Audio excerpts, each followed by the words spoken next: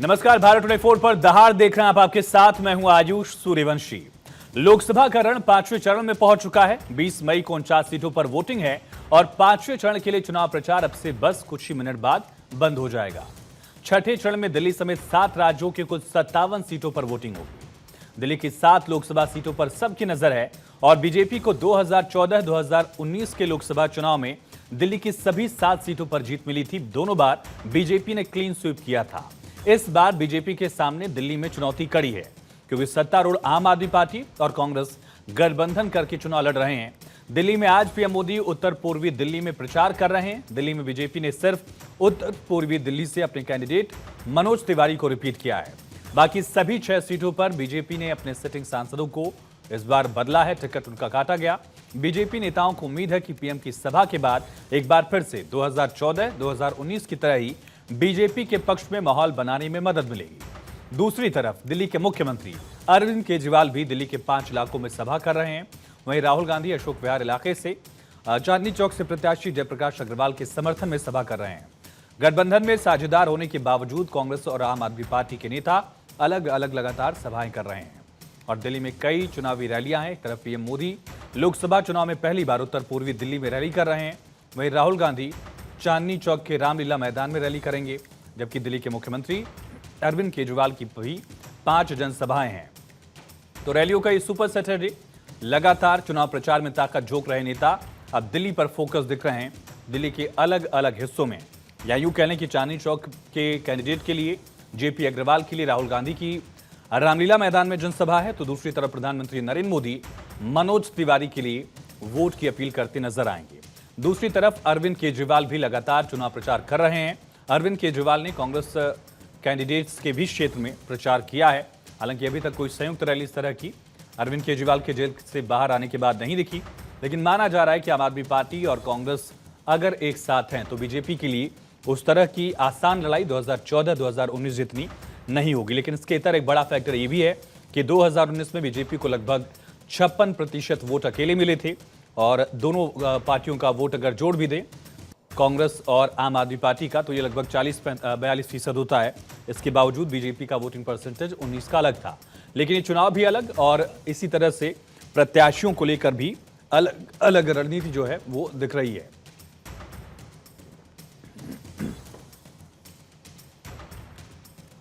हमारे साथ खास मेहमान जुड़ रहे हैं, उनका तारुफ आपसे कराएंगे, लेकिन सबसे पहले हमारे साथ है रॉबिन शर्मा जी, राजनीतिक विश्लेषक जुड़ चुके हैं। रॉबिन जी, एक चुनाव कितना अलग है 14-19 के चुनाव से, और क्या बीजेपी के चैलेंजेस बढ़ेंगे आम आदमी पार्टी और कांग्रेस के साथ आने से माना जाए? देखिए, 14 और 19 के मुकाबले ये चुनाव बहुत अलग है। कारण ये है कि 14 और 19 में आम आदमी पार्टी और कांग्रेस ये अलग अलग लड़े थे भाजपा के खिलाफ में। इस बार अगर हम दिल्ली की ही अगर बात कर रहे हैं तो दिल्ली में अब ये दोनों मिलके लड़ रहे हैं भाजपा के खिलाफ।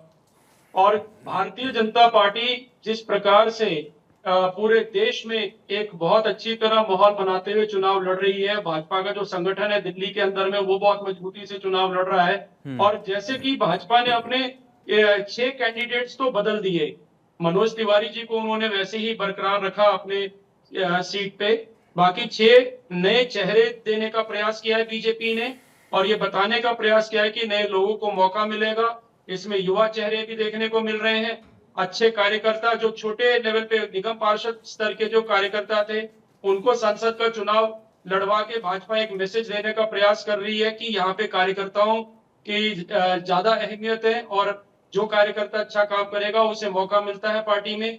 ये सारा जो मैसेजिंग जो बीजेपी की तरफ से हुआ है उससे एक पॉजिटिव रिजल्ट बीजेपी को, मुझे लगता है कि कटिंग एज जो है वो बीजेपी को मिला है।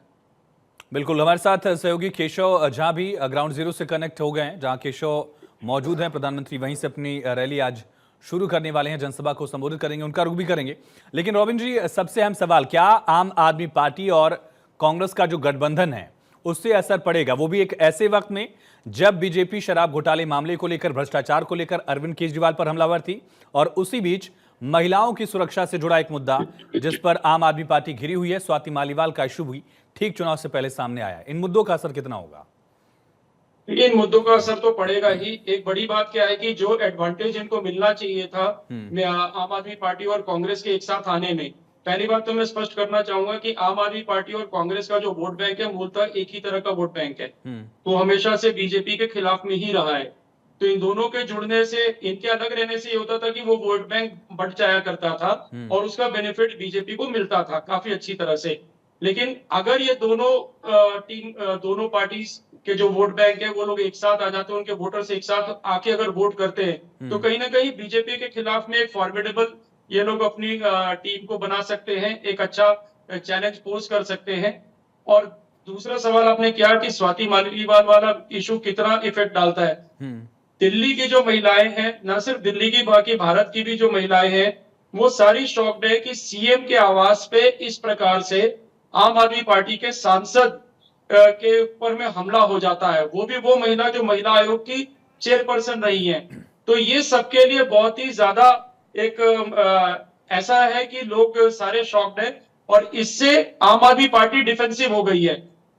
पहले आम आदमी पार्टी महिला के मुद्दे पे बीजेपी के ऊपर हमलावर थी कि दिल्ली के अंदर में महिला सुरक्षित नहीं है। अब बीजेपी बोलने लगी या तो सीएम आवास के अंदर महिला सुरक्षित नहीं है। तो और कल जिस प्रकार से प्रेस कॉन्फ्रेंस में अरविंद केजरीवाल ने स्वाति मालीवाल के इशू पे बोलने से मनाही कर दिया, उन्होंने माइक को अखिलेश यादव के खिलाफ रख दिया था, अखिलेश यादव के सामने रख दिया था। तो उससे ये दिखता है कि अरविंद केजरीवाल कहीं ना कहीं डिफेंसिव है और इस मुद्दे से अपने आप को दूर करना चाहते हैं। डॉक्टर केबी त्रिपाठी जी, सवाल आपसे ही, क्या ये जो अलायंस है उससे बीजेपी के लिए कैसा चैलेंज दिखेगा जो 2014-2019 में नहीं दिखा पाए आप लोग? बिल्कुल दिखेगा। अभी तक की जो स्थितियां थी 2014 में निश्चित तौर पर कुछ कमियां रही होंगी कांग्रेस की, जिसकी वजह से जनता ने एक उम्मीद देखी नरेंद्र मोदी जी के झूठे दावों में और जुमलों में। उन्होंने बताया 15 लाख खाते में आएगा, जनता को लगा 15 लाख खाते में आ जाएगा, इनकम टैक्स खत्म कर दिया जाएगा, हर आदमी को काला धन देश में खत्म हो जाएगा, भ्रष्टाचार सब मिट जाएगा। तो जनता को एक उम्मीद दिखी और सभी लोगों ने सोचा कि क्यों न क्यों एक मौका दिया जाए। लेकिन जब पिछले 10 साल को हम देखते हैं तो यह भारतीय झूठ पार्टी की सरकार थी, भारतीय जुमला पार्टी की सरकार थी, जिसने 15 लाख तो खाते में छोड़ दीजिए, आज आम आदमी का जीवन दुष्पार कर दिया है। जो नोटबंदी से बनी बनाई अर्थव्यवस्था थी उसकी कमर तोड़ी। जो बेलगाम जीएसटी है उसने छोटे कामगारों को बहुत परेशान किया। पूरे देश में बेरोजगारी चरम पर है, महंगाई का हाल आप देख रहे हैं। विकास के नाम पर सिर्फ नफरत का विकास हुआ है, विभाजन का विकास हुआ है, झूठ का विकास हुआ है, भय का विकास हुआ है, भ्रष्टाचार का विकास हुआ है। ये सारे मुद्दे 2019 के चुनाव में आप लोग उठा चुके हैं, इन पर समर्थन नहीं मिला। महंगाई का मुद्दा, 19 के चुनाव में महामानव ने एक स्टेटमेंट दिया था कि 5 साल तक हमारे पास बहुमत और ताकत नहीं थी राज्यसभा में, और अन्य सरकार राज्यों में भी हमारी उतनी सरकार नहीं थी कि हम मजबूती से सरकार चला पाते, एक पैर पर चल रही थी सरकार। तो जनता ने और बहुमत दिया, 2 पैरों पे आप आ जाएं, आप राज्यसभा में भी बहुमत पा जाएं, आप राज्य की विधानसभाओं में भी बहुमत पा गए। उसके बाद तो आपने और अलग किया कि 2020-21 में आके देश की सारी संपत्ति उठा के अडानी और अंबानी साहब को सौंपना शुरू कर दिया। आज देश में सारे एयरपोर्ट अडानी के नाम से छपे हुए हैं। रेल निकलती है तो गांव वाले देखते हैं रेल पे अडानी लिखा हुआ है। प्रधानमंत्री जो परिधान पहन के उतरते हैं उसके पीछे एयरलाइन पे लिखा रहता है अडानी। जब इस तरह रुचिका अग्रवाल जी, कांग्रेस के आरोपों पर भी जवाब दीजिएगा और ये भी बताइए, अरविंद केजरीवाल ने कुछ ही वक्त पहले प्रेस कॉन्फ्रेंस की, उन्होंने स्वाति मालीवाल के मुद्दे पर तो खुलकर नहीं बोला, लेकिन सीधा आरोप लगाया कि बीजेपी लगातार आम आदमी पार्टी के नेताओं को गिरफ्तार कर रही है। सिंपैथी लेने की कोशिश की उन्होंने।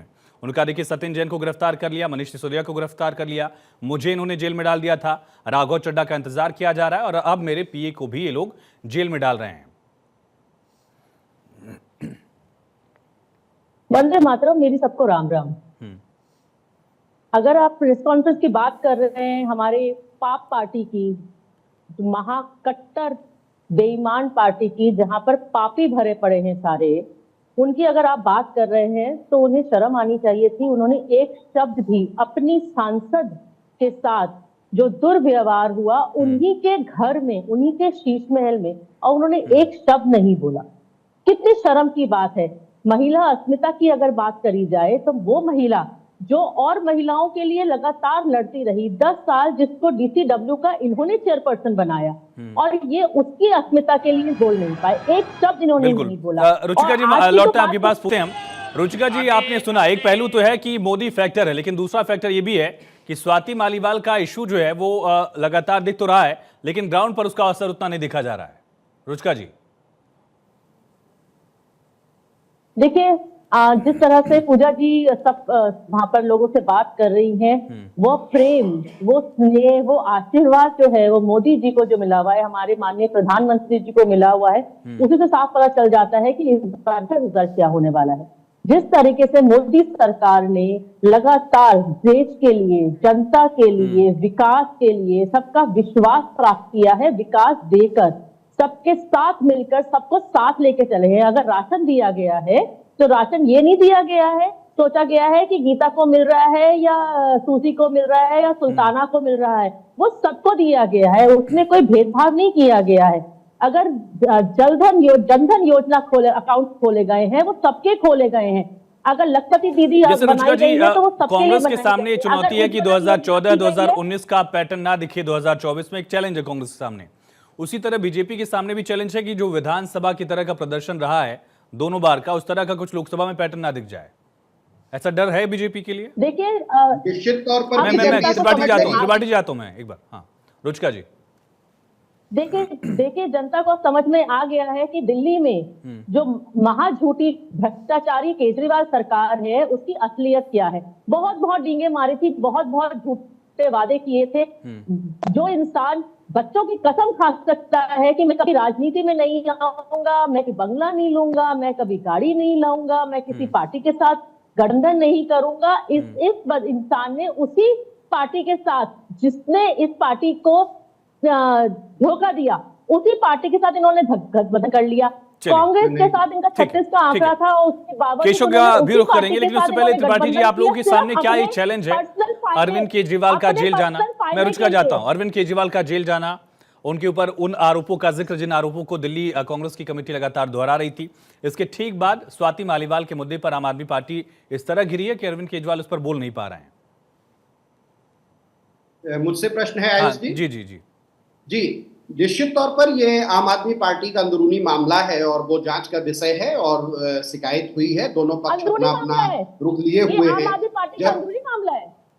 आम आदमी पार्टी का अंदरूनी मामला है। दोनों तरफ से शिकायत दर्ज हुई है। दोनों तरफ से शिकायत दर्ज हुई है। अगर जो आपको जानकारी हो, दोनों तरफ से शिकायत दर्ज कराई गई है, जांच हो रही है और जो जांच होके जो भी दोषी होगा उसके खिलाफ कार्रवाई होनी चाहिए। और इसके लिए कांग्रेस पार्टी सदैव सहमत रही है कि जो गलत है उस पर कार्रवाई होनी चाहिए। जब दोनों तरफ से शिकायत दर्ज हुई है तो अभी मामले की जांच होगी। एक मिनट सुन लेते हैं, उनको, उसके बाद ठीक है। रुचिका जी एक बार सुन लेते हैं उनको, उसके बाद आप अपनी बात रखिएगा। लेकिन त्रिपाठी जी, अंदरूनी मामला कहकर क्या कांग्रेस पल्ला झाड़ सकती है जिस मामले पर आम आदमी पार्टी चुप है?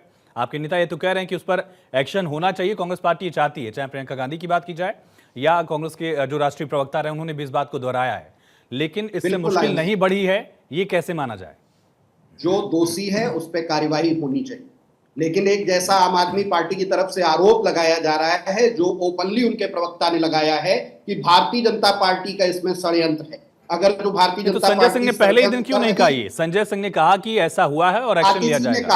आतिशी जी ने कहा है, आतिशी ने तो प्रेस कॉन्फ्रेंस कल की है। सबसे पहला रिएक्शन आम आदमी पार्टी की तरफ से संजय सिंह ने दिया, और ये कॉन्ट्रडिक्शन जो इसी पर सवाल उठ रहा है कि आखिर इतना विरोधाभास क्यों है? प्रवक्ता ने स्टेटमेंट दिया, क्या वो हमें नहीं सुनना होगा? उन्होंने बताया है कि यह भाजपा की साजिश है। भाजपा इस काम के लिए जानी जाती है। भाजपा का यही तरीका होता है, डराना है, धमकाना है, षड्यंत्र करना है, क्योंकि आज ये सत्ता से बाहर जा रहे हैं। त्रिपाठी जी, मेरा सवाल ये है, सवाल मेरा ये है, आतिशी से कहीं ज्यादा बड़ा खत संजय सिंह का है आम आदमी पार्टी में, ये आप भी जानते, मैं भी जानता हूं। संजय सिंह ने जो सबसे पहली प्रतिक्रिया आम आदमी पार्टी की तरफ से दी थी, उन्होंने कहा कि ऐसा हुआ है और इस पर एक्शन होगा, ये हम सुनिश्चित करेंगे। उसके ठीक बाद आतिशी ने जो स्टेटमेंट दिया 2 दिन बाद, उसमें बहुत बड़ा बदलाव दिखता है। उसमें बीजेपी एंटर कर जाती है, उसमें साजिश और प्लॉट की बात कही जाती है। ये बात क्या संजय सिंह को मालूम नहीं थी या आतिशी को 2 दिन बाद पता चली कि ऐसा बीजेपी करा रही है?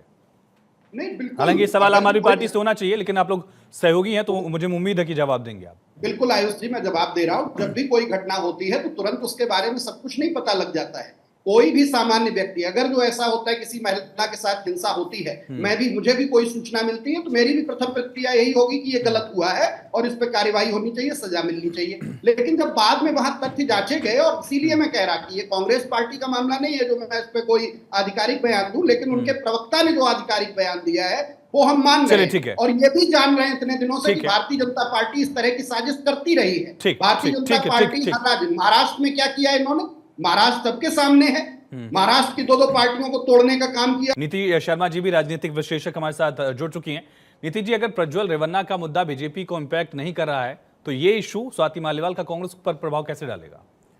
आयुष जी, एक महिला हूँ, इसलिए मैं राजनीतिकरण जो होता है, सियासीकरण होता है महिलाओं के साथ उत्पीड़न का, उसके अगेंस्ट हूँ, चाहे पक्ष करे चाहे विपक्ष करे। पहली बात तो ये है। हम क्या सिर्फ ये देख रहे हैं कि कौन सी पार्टी का नेता कितना इन्वॉल्व है महिलाओं के प्रति अत्याचार के लिए, उसको कितना वोट बैंक मिलेगा और कितना कटेगा, तो बहुत शर्म की बात है। आज डिबेट का विषय है स्वाति मालीवाल।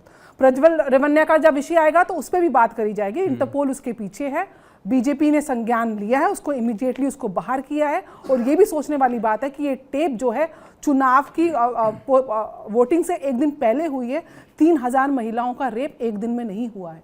कर्नाटक में कांग्रेस की सरकार है, ये उनको भी वहाँ के भी लॉ एंड ऑर्डर को, स्टेट के लॉ एंड ऑर्डर को संज्ञान में लेना चाहिए था। लेकिन मैं विषय पर आऊँगी। स्वाति मालीवाल का जो रिश्ता है केजरीवाल जी के साथ, वो आज का नहीं है, 20 साल पुराना रिश्ता है। अन्ना के समय से वो उनके साथ जुड़ी हुई है। एकमात्र उन करीबी महिला और नेता में से हैं जो अरविंद जी को अरविंद के नाम से बोलती हैं, जी नहीं लगाती हैं। इतना करीबी रिश्ता, जिनको आप लेडी सिंघम बोलते थे, जिनको आपने महिला आयोग की अध्यक्ष पद पे नवाजा, जिनको ऐसा बंगला दिया जो उससे पहले किसी अध्यक्षा को नहीं मिला, जिनको संरक्षण दिया गया, जिनको हमेशा से आपने उनके कसीदे पढ़े कि ये इतनी अच्छी हमारी नेत्री हैं, जिनको आपने राज्यसभा भेजा, आज उन्हीं के लिए आतिशी जी बोलती हैं कि ये बीजेपी की एजेंट है। अरे आप मुझे एक बात बताइए, संजय सिंह जी कौन सी पार्टी को रिप्रेजेंट करते हैं? आप ही के संजय सिंह जो सीनियर नेता हैं, उन्होंने प्रेस कॉन्फ्रेंस करके बताया कि सीएम के आवास में ऐसी घटना हुई, तो सीएम का आवास के मेरा और आपका आवास, और मेरा और आपके आवास में भी कोई आता है तो बेल करता है। अगर हम सोसाइटी में रहते हैं तो सोसाइटी के गेट में वो रिपोर्ट करता है। और अगर मुझको सामने वाले गेस्ट को एंटरटेन नहीं करना है तो मैं गेट पे बोल देती हूँ कि आप बोल दो कि हम नहीं हैं।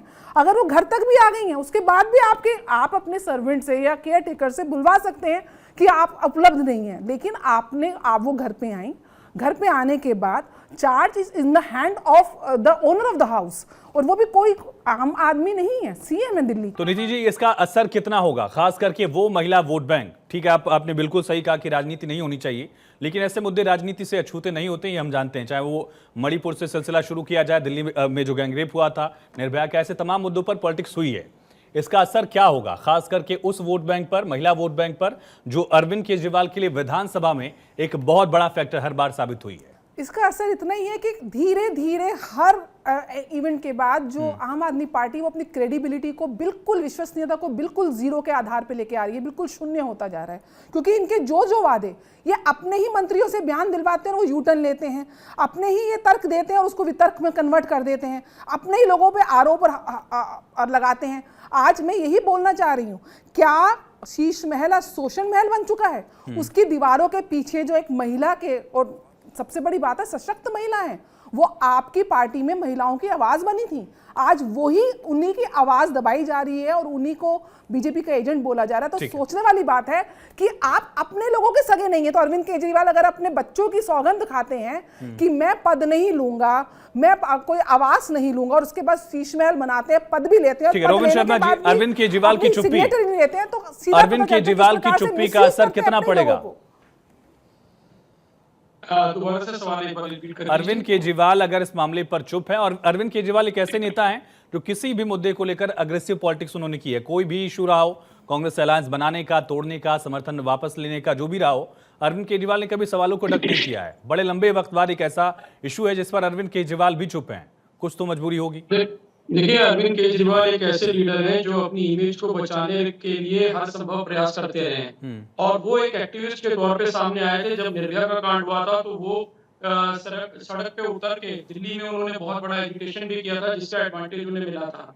उन्होंने एक समय कांग्रेस के राज में बोल दिया था कि दिल्ली जो है वो रेप कैपिटल बन चुकी है, और आज अगर उन्हीं के घर पे उन्हीं के महिला सांसद के साथ अगर इस तरह की विभत्स घटना हो जाती है और उस पर अगर अरविंद केजरीवाल चुप है, तो सब लोग इस चुप्पी का मतलब समझ रहे हैं। इसका मतलब यह है कि कहीं ना कहीं अरविंद केजरीवाल के दामन तक भी स्वाति मालीवाल की आंच आएगी ही आएगी। इस कांड की आंच वहां तक पहुंचनी ही है। इसीलिए अरविंद केजरीवाल इस चीज को अवॉइड करना चाह रहे हैं, क्योंकि अगर वो थोड़ा भी कुछ बोलेंगे तो बीजेपी जो है उस मुद्दे को लपेट लेगी और फिर वो बात कहेगी। अब अरविंद केजरीवाल के लिए साफ सुथरे वाली स्थिति है, बोले तो फंसे, नहीं बोले तो फंसे। और इसलिए अरविंद केजरीवाल जो है अब इस मामले में पूरी तरह घिरते नजर आ रहे हैं, और इस मामले को बीजेपी किसी भी सूरत में जाने नहीं देना चाहती। बीजेपी ये दिखाने में लगी कि इंडी गठबंधन के जो लोग हैं उनका महिला सशक्तिकरण, महिला की सुरक्षा, ये सब उनके लिए कोई मुद्दा नहीं है।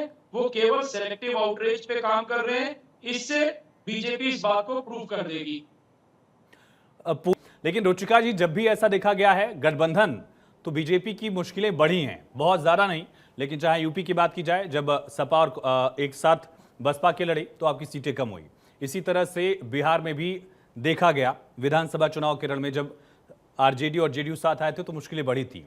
यहां पर ये अलायंस कितना डेंट करेगा आपको? देखिए, जो इंडी गठबंधन है वो तो अपने आप में डॉट डॉट से भरा हुआ है, तो वो इतने डाउट हैं उनके आपस में ही, पहले दिन से उन लोगों की जो फूट है वो नजर आ रही है। और आपके पास तो आज ही का एग्जाम्पल है, कांग्रेस और आम आदमी पार्टी एक अपनी अपनी सभाएं कर रहे हैं, लेकिन एक दूसरे को नहीं बुलाया है। ना कांग्रेस ने आम आदमी पार्टी वालों को बुलाया है, अरविंद केजरीवाल को बुलाया है, और ना अरविंद केजरीवाल जी की उसमें कांग्रेस वाले मौजूद है। तो उससे ही समझ में आ जाता है कि इनका इतना गठबंधन कितना हो रहा है। दिल्ली में लड़ तो रहे हैं, और कितनी हैरानी की बात है, मुझे तो लगता है कि बहुत शर्म की बात होगी सोनिया जी, राहुल जी और प्रियंका जी के लिए कि उनको अपनी वोट जो है वो एक आम आदमी पार्टी के कैंडिडेट को देना पड़ेगा। इतनी अजीब सी बात हो जाती है उनके लिए, वो इसलिए कि हम तो इस लायक भी रहे। एक समय की राष्ट्रीय पार्टी जो है आजकल क्षेत्रीय पार्टियों के भी पीछे पीछे पिछलग्गू होकर घूम रही है, अपना वोट भी किसी और पार्टी को देना पड़ रहा है उनको। उनका जो झूठ है वो पहले दिन से नजर आ रहा है और यहाँ पर भी नजर आ रहा है। त्रिपाठी जी, जवाब दीजिए, अगर राहुल गांधी उत्तर प्रदेश में अखिलेश यादव के साथ रैली कर रहे हैं, झारखंड में चंपाई सोरेन के साथ मंच साझा किया, तो दिल्ली में आखिर रास्ते मिल क्यों नहीं पा रहे हैं एक साथ? पहली रैली थी, बड़ा संदेश जाता। गठबंधन एक साथ है और एक साथ हम लोग चुनाव प्रचार कर रहे हैं, लेकिन चुनाव पूरे देश में हो रहा है, अलग अलग चरणों में, अलग अलग जगह।